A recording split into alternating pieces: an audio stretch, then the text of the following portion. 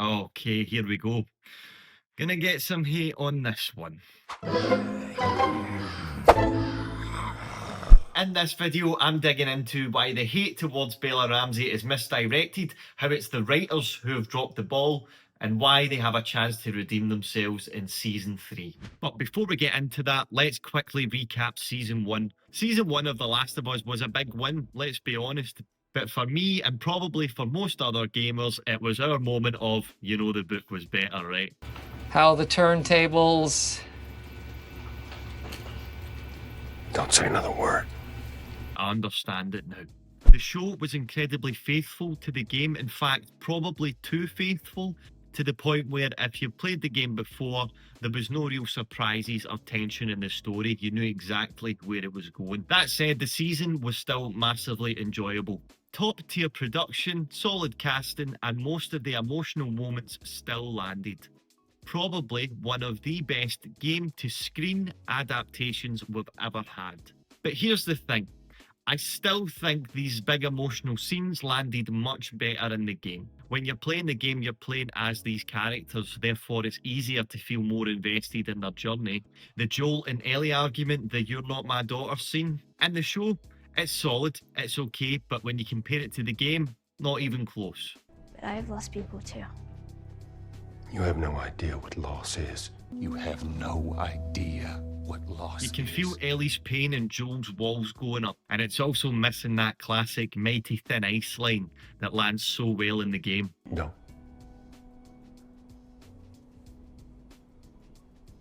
Don't say another word. Ellie! You are treading on some mighty thin ice here. So for me, in Season 1 and Season 2, when these big emotional story moments happen, they're never as strong as what they were in the game, whether that's the performances or the subtle changes to the writing that just take away from the moment instead of add to it. You're right. So let's talk Season 2 and why so much of the criticism aimed at Bella Ramsey is missing the bigger issue here.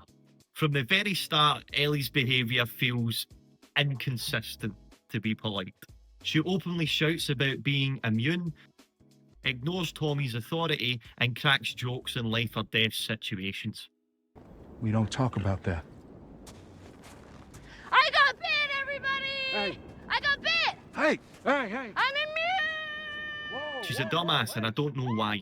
Then characters like Jesse in episode 1 tell us that people look up to Ellie, but the show never tells us why people look up to Ellie. Hi. Oh, hi there. Here comes fun. It expects us to carry over the respect from the game into the series without actually showing us why is she so respected.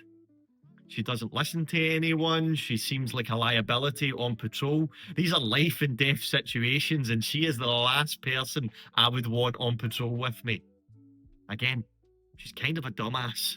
Suck my dick. Also, Tommy, I'm an adult. I'm immune! Whoa, hey! Woo! But before we go any further, if you are enjoying this video and you want to help a small channel grow, please check out some of the other videos that I have available and hit subscribe. I think these moments are intended as comic relief, but that tone feels completely out of place. It breaks immersion, and more importantly, it breaks her character. Dude, what do you want? And that inconsistency keeps showing up. In the game, Ellie's arc is about obsession with revenge, I'm about gonna find- trauma. It's complex, it's painful. And I'm gonna kill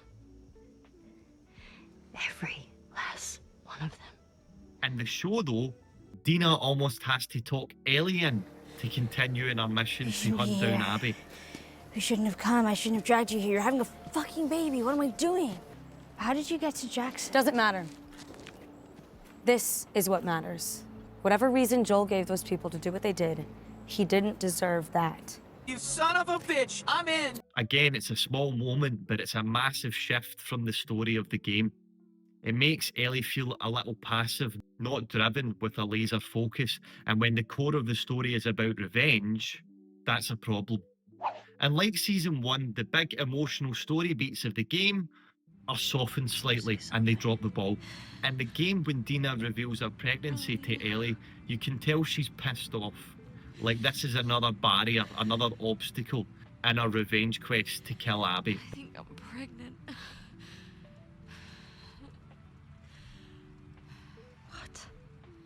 What are we supposed to do now? How long have you known? Okay, I didn't want to be a burden. Well, you're a burden now, aren't you? The moment stings. She's been kind of an arsehole, but she's being honest. And in the show, Ellie responds with a joke, and she's happy. I'm gonna be a dad. Yeah. Again, we default to comic relief, and it ruins what could have been a really cool story moment. What is the obsession with making this character comic relief? I don't get it.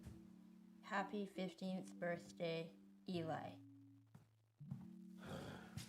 Well, let's hope Seth bakes better than he spells.